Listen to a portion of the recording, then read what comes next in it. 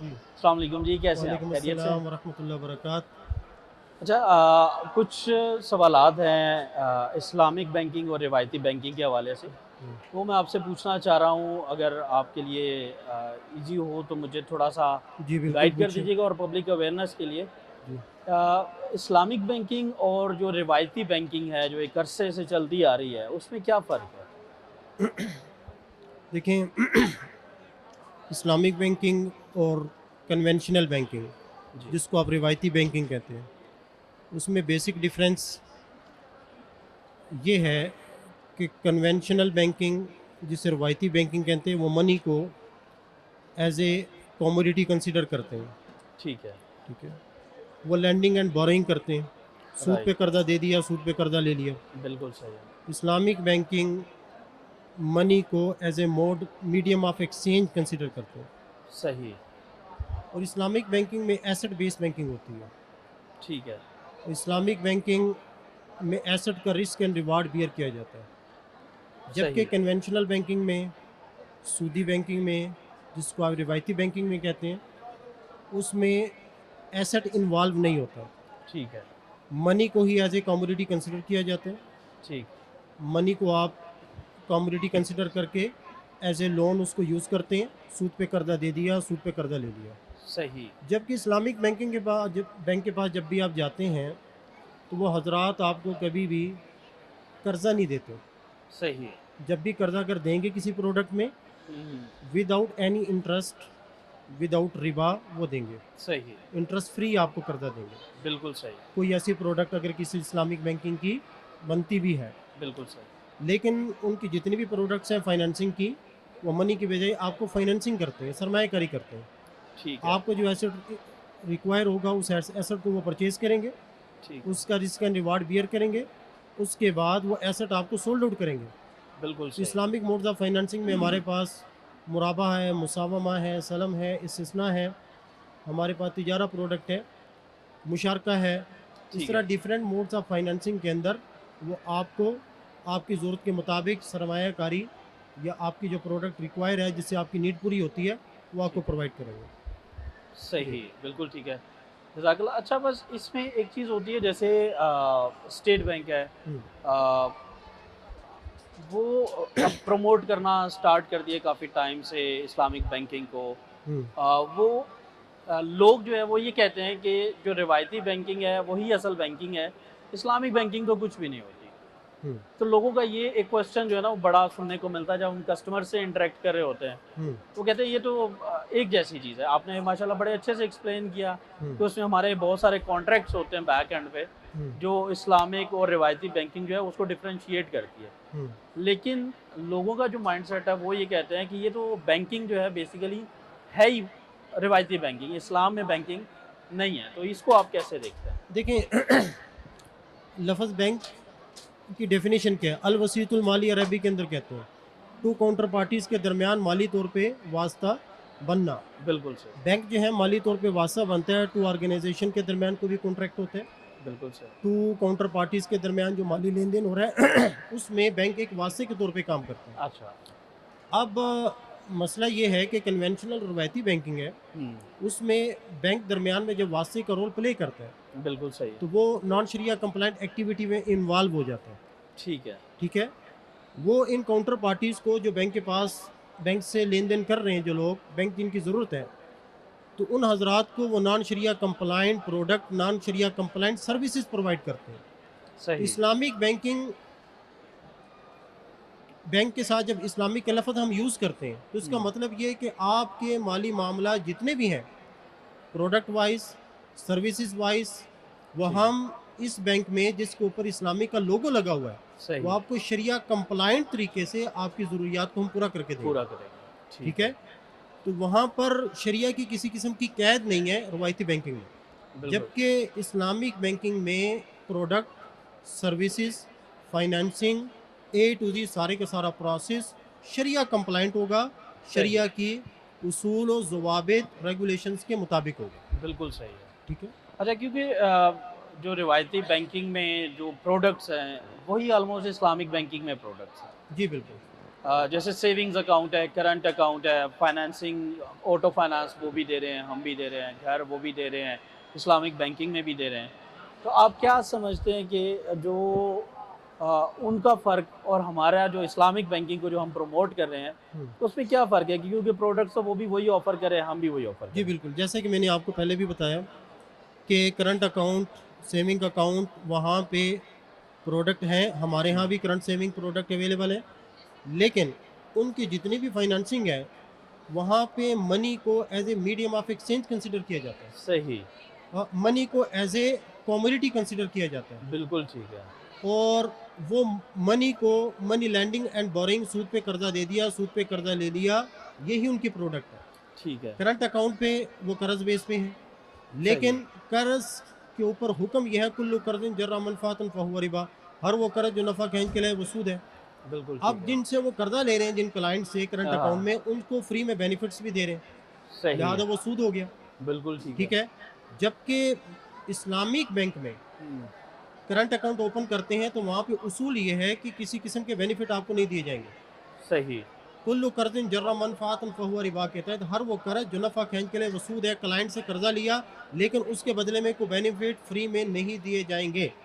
सही, तो ये यहाँ पे शरिया, उसी प्रोडक्ट में शरिया इन्वॉल्व हो गया, बिल्कुल जबकि ठीक वहाँ है। पे शरिया इन्वॉल्व नहीं है। सही, सेविंग अकाउंट की जब आप बात करते हैं तो वहाँ पे सेविंग अकाउंट इंटरेस्ट बेस है, वहाँ पे सूद फिक्स रिटर्न भी दिया जाता है, ठीक और है, वहाँ पे काइबर के साथ अटैच करके, काइबर प्लस 1 2 के साथ अटैच करके वहाँ पे उनको फिक्स रिटर्न दिया जाता है। बिल्कुल ठीक है, और वहाँ पे जितना भी पैसा सेविंग अकाउंट का कोई मुदारबा बेस पे यूज़ नहीं होता, कोई इस्लामिक मोड में यूज़ नहीं होता। बिल्कुल सही है, आपका पैसा नॉन शरिया कंप्लाइंट एक्टिविटीज़ में, मनी लैंडिंग एंड बोरोइंग में यूज़ होता है। सही है, लिहाजा पैसे के ऊपर पैसा वो सूद है, जो चूँकि बिल्कुल ठीक है। बिज़नेस वाइज़ कोई कॉन्ट्रैक्ट नहीं है। हुँ, जबकि इस्लामिक बैंक में जब आप आते हैं सेविंग अकाउंट में, तो हम कहते हैं मुज़ारबा बेस पे हम आपका सेविंग अकाउंट ओपन करेंगे। ठीक है, मुज़ारबा बेस पे सेविंग अकाउंट क्या है कि क्लाइंट जितने भी हैं वो रब्बुल माल है, वो फंड्स प्रोवाइडर है, बिल्कुल ठीक है, और बैंक यहाँ पे सर्विसेज प्रोवाइड करते हैं, बैंक मुज़ारिब का रोल प्ले करता है। तो शरिया सही, का हुक्म ये है मुदारबा के कॉन्ट्रैक्ट में कि मुदारबा is a kind of partnership. तो राइट, मुदारबा पार्टनरशिप का कॉन्ट्रैक्ट है, बिल्कुल ठीक जिसमें है, एक का माल दूसरे की मेहनत होती है, बिल्कुल तो सही है, बैंक उसमें मेहनत करते हैं। तो शरिया के हुक्म के मुताबिक मुशारका का हुक्म यह है कि profit as per agreed, loss as per investment. तो बिल्कुल प्रॉफिट ठीक है, पहले से तय कर लिया जाता है मुदारबा के कॉन्ट्रैक्ट में, सेविंग अकाउंट में बता दिया जाता है सही, मंथ स्टार्ट होने से 3 दिन पहले कि आने ठीक वाले है, 30 दिन 31 दिन का बिजनेस साइकिल है, इसमें हमारा प्रॉफिट शेयरिंग रेशो 50-50 होगा। सही, ठीक है, पीकेआर में। बिल्कुल तो ठीक हर है, बैंक उसको अनाउंस करता है। मंथ एंड पे उसकी कैलकुलेशन होती है कि सेविंग अकाउंट्स होल्डर्स जो हमारे रब्बुल माल है, जिनका पैसा है, उनके ऊपर हमने कितना इनकम कमाई है। ठीक है, ठीक है? तो उसके मुज़ारबा सही, पूल बनते हैं, उसकी इनकम होती है, उस इनकम के आगे डायरेक्ट एक्सपेंस माइनस किए जाते हैं। उसके बाद जो नेट इनकम होती है, हाँ, जो हाँ, मुज़ारिब बैंक जिसने मेहनत की है और रब्बुल माल जो हमारे इन्वेस्टर हैं, उनके दरमियान वो तकसीम कर दिया जाता है बिल्कुल ठीक है। अच्छा 50-50। इस लेकिन पे यहाँ पे प्रॉफिट कम भी हो सकता है, ज़्यादा भी हो सकता है, नुकसान भी हो सकता है। बिल्कुल यही क्वेश्चन मैं पूछना लॉस चाह रहा एज़ था। पर इन्वेस्टमेंट मुशारका बिल्कुल के रूल सही, के मुताबिक, क्योंकि मुज़ारबा is a kind of partnership. सही, तो यहाँ पे लॉस होगा, इन्वेस्टर का होगा। ठीक है, मुदारिब बैंक मेहनत करने वाले की सर्विसेज का लॉस होगा, और इन्वेस्टर की मनी बिल्कुल का लॉस हो सकता है, ठीक इन्वेस्टमेंट है, का लॉस हो सकता है।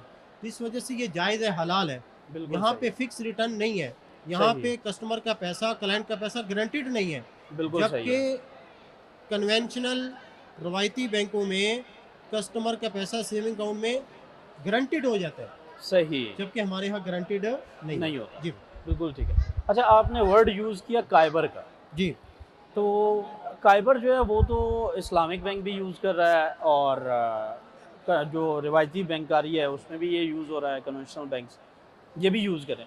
तो लोग कहते हैं कि काइबर तो सेम है, अब जो स्टेट बैंक अनाउंस कर रहा है मंथली या 2 महीने बाद, 15 दिन बाद जो भी अनाउंस करता है, वो तो आप भी यूज़ कर रहे हैं, वो भी वही यूज़ कर रहा है। क्योंकि आप कह रहे हैं कि काइबर प्लस 1-2 ऐड करके रिवायती बैंकिंग में वो अपना प्रॉफिट ऐड कर दें।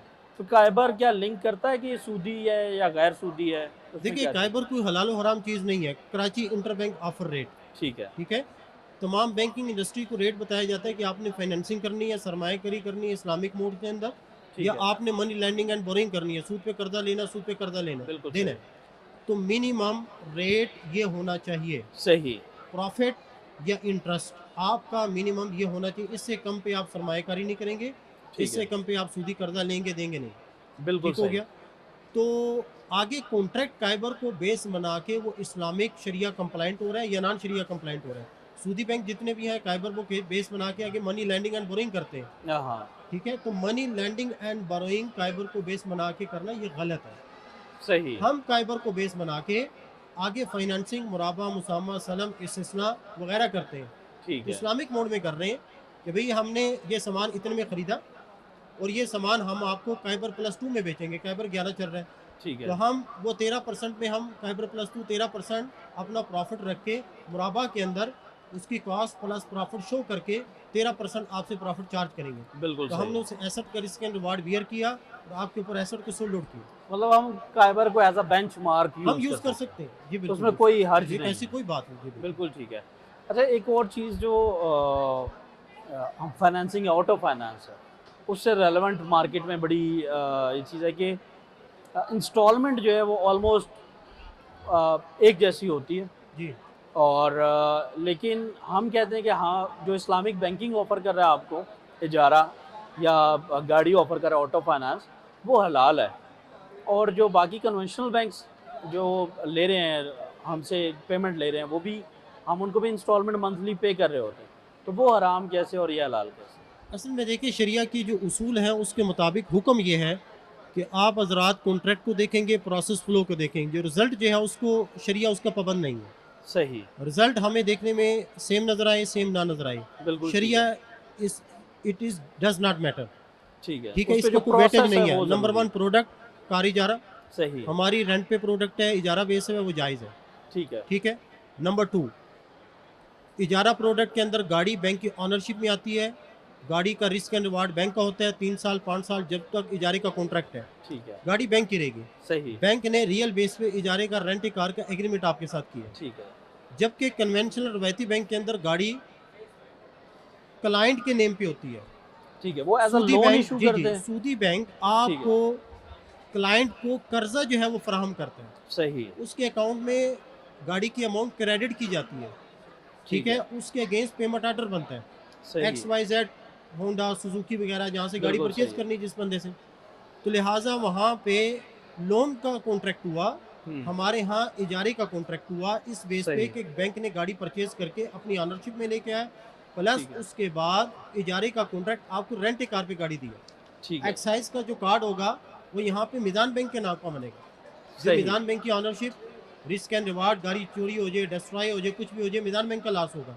जबकि वहाँ ठीक पे है, क्लाइंट के नेम के एक्साइज के कार्ड पे क्लाइंट का नेम इशू होगा, उसकी ऑनरशिप है। ठीक है, वहाँ पे लोन का कॉन्ट्रैक्ट हुआ है। बिल्कुल तो सही है।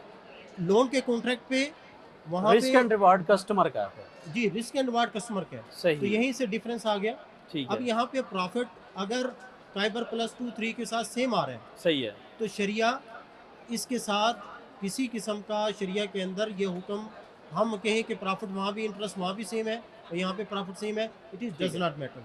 बिल्कुल हमारा सही, कॉन्ट्रैक्ट शरिया कंप्लाइंट, हमारा प्रोसेस शरिया कंप्लाइंट, बिल्कुल सही लिहाजा है, ये प्रोडक्ट हमारे नज़दीक जायज़ है।